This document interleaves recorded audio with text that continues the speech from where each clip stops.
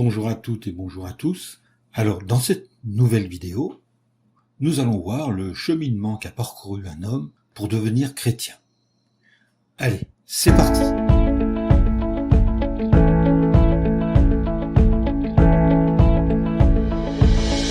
J'étais pasteur pentecôtiste. C'est ainsi que commence le récit. L'homme dit: j'ai assisté pour la première fois à un service religieux pentecôtiste dans une maison privée. Le pasteur, un homme d'âge moyen, commença son sermon en priant d'une voix très forte. Cela m'a surpris, mais je suis resté. Pendant le sermon, je l'ai interrompu à plusieurs reprises pour lui demander des preuves de l'existence de Dieu. Il me montra la Bible comme preuve et m'en donna un exemplaire. J'ai commencé à la lire à raison de 7 chapitres par jour environ. Cependant, je me suis vite rendu compte que je ne comprenais pas grand-chose à ce que je lisais. J'ai donc décidé de me tourner vers l'église pentecôtiste. Depuis mon plus jeune âge, je m'intéressais à la religion, comme mes parents du reste. Ainsi que beaucoup de Siciliens, ils étaient catholiques et très zélés. Néanmoins, à mesure que je grandissais, je réalisais que l'Église catholique ne satisfaisait pas mes besoins spirituels. Je ne pouvais comprendre, par exemple, pourquoi les prêtres portaient des vêtements spéciaux, pourquoi ils s'occupaient des affaires privées des gens dans le confessionnal, ou pourquoi il y avait autant d'idoles dans une église que dans un temple païen. Comme je n'ai pas reçu de réponse satisfaisante à ces questions, mon intérêt pour l'Église catholique diminua. C'est le besoin spirituel qui me poussa à m'intéresser à la Bible. J'ai donc fréquenté l'église pentecôtiste. Les services religieux semblaient viser au sensationnel. Le pasteur commençait par dire une prière, les yeux fermés et les bras tendus vers le ciel. Puis il invitait l'assistance à chanter un cantique avec lui. Après cela, il donnait la parole à plusieurs personnes pour qu'elles témoignent. Autrement dit, elles relataient les difficultés qu'elles avaient rencontrées avant de devenir pentecôtistes et disaient ce qu'était leur vie à présent. Cela était généralement suivi par un sermon basé sur un verset de la Bible. J'étais incapable de comprendre ce que disait le pasteur, mais je pensais que c'était à cause de mes connaissances bibliques limitées. Après son sermon, le pasteur se déplaçait parmi les assistants et posait ses mains sur eux, et il s'écriait « Criez, criez fort, le Seigneur est près de nous !» Alors les gens criaient « Alléluia, Seigneur, écoute-nous !» et d'autres expressions semblables. Plus tard, je me suis fait baptiser, et je suis devenu membre de l'église pentecôtiste. Je pensais que Dieu m'avait appelé, et pour cette raison, j'ai opéré de nombreux changements dans ma vie.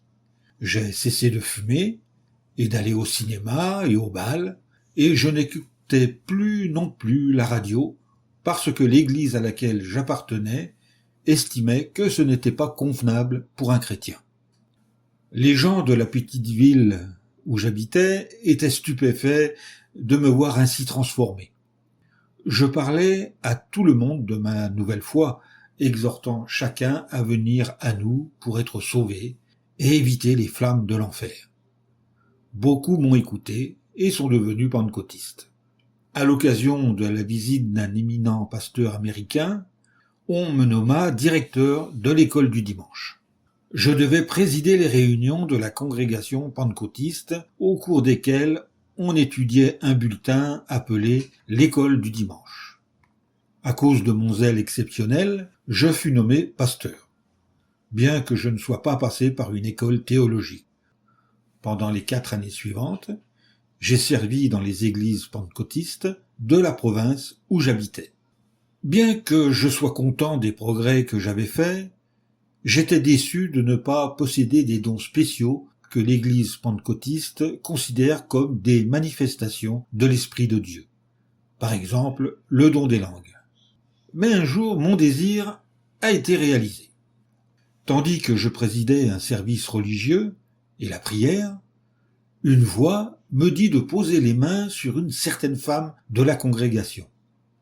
Tout en gardant les yeux fermés, j'ai trouvé la femme dans l'assistance et j'ai posé mes mains sur elle.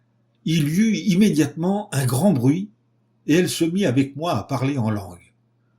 Pour celui qui parle, cela signifie prononcer des mots indépendamment de sa volonté. Cette expérience me remplit de joie. Cependant, je n'étais toujours pas capable de comprendre la Bible, et cela me tourmentait beaucoup. On me dit que seuls ceux qui avaient le don d'interprétation pouvaient comprendre la Bible. Cette explication m'a quelque peu satisfaite. J'étais reconnaissant d'avoir reçu au moins le don des langues. Après quelques mois, j'ai acquis la certitude que quelque chose clochait à propos de ce prétendu don. J'ai commencé à avoir de terribles cauchemars. J'avais l'impression d'être paralysé, et en même temps je voyais de tous côtés des formes noires qui me tenaient. Je me demandais si ces attaques des esprits mauvais n'avaient pas une relation avec le don que j'avais reçu. Mes soupçons se confirmèrent quand un pasteur qui possédait le don d'interpréter ordonna à une personne qui avait le don des langues de s'arrêter de parler, car ce qu'elle disait était honteux et ne pouvait être répété. J'étais déterminé à trouver une explication à ces choses. Je me suis adressé à l'Église apostolique et à l'Église baptiste, mais sans résultat. Quand j'ai entendu parler d'un couple de témoins de Jéhovah, prédicateurs à plein temps. Je suis donc allé les voir. Je leur ai posé de nombreuses questions, auxquelles ils ont répondu en se servant de la Bible. Leur connaissance des Écritures me stupéfiait. J'ai accepté d'étudier la Bible avec eux gratuitement. Avec le temps, j'ai finalement appris la vérité concernant le don des langues. La Bible montre clairement que le Dieu Tout-Puissant a accordé aux premiers chrétiens le don des langues, ou plutôt de parler dans des langues qu'ils n'avaient jamais apprises. Dans l'enfance de la congrégation chrétienne, ce don aidait les disciples, peu nombreux, à instruire les étrangers sur les choses magnifiques de Dieu, selon le livre des Actes au chapitre 2, les versets 5 à 11. En outre, le don des langues était une preuve visible que la nouvelle congrégation chrétienne avait l'approbation de Dieu, selon la première lettre aux Corinthiens au chapitre 14 et au verset 22. Mais la congrégation, une fois adulte, le don des langues allait-il demeurer? Non. J'ai appris que ce don était temporaire, de même que les dons de prophétie et de connaissances spéciales. La Bible dit « L'amour ne passe jamais ».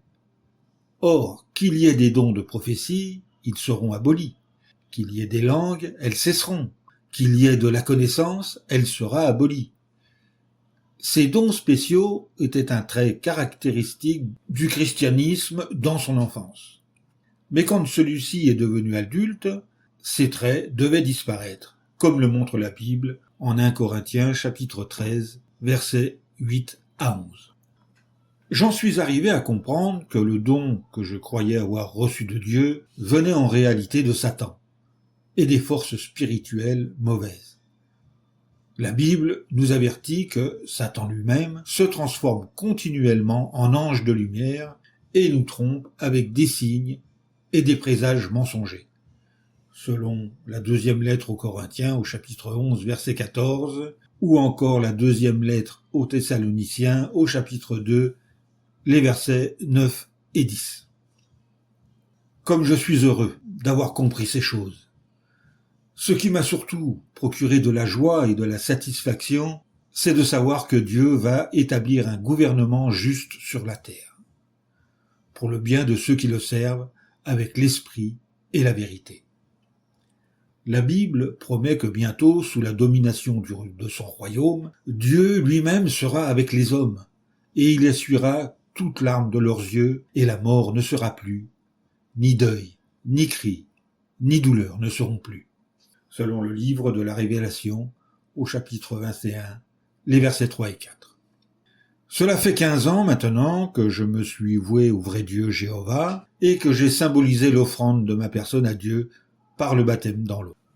Depuis lors, mon but principal dans la vie est de participer à l'accomplissement de la prophétie suivante du Fils de Dieu Jésus-Christ. Cette bonne nouvelle du royaume sera prêchée par toute la terre habitée, en témoignage pour toutes les nations, et alors viendra la fin. Selon Matthieu chapitre 24, verset 14. Dans ma ville natale, où j'avais servi comme pasteur pentecôtiste, j'ai eu la joie d'aider beaucoup de gens à apprendre la vérité et à participer à la proclamation de la bonne nouvelle. À présent, j'habite avec ma famille dans une autre ville et j'ai le bonheur de voir les 3 aînés de mes 7 fils se joindre à moi pour annoncer aux autres habitants de cette ville que le seul espoir de paix et de bonheur est le royaume de Dieu. Avec tous les serviteurs de Dieu du monde entier, nous nous réjouissons à l'avance de voir bientôt la réalisation complète de la prophétie qui dit « Dans les jours de ces rois-là, le Dieu du ciel établira un royaume qui ne sera jamais supprimé. Et ce royaume ne passera à aucun autre peuple. Il écrasera et mettra fin à tous ces royaumes, et lui-même subsistera jusqu'à des temps indéfinis. » Selon Daniel chapitre 2, verset 44. Voilà, c'en est terminé pour l'histoire de cet homme, et je vous donne rendez-vous pour une nouvelle vidéo très bientôt.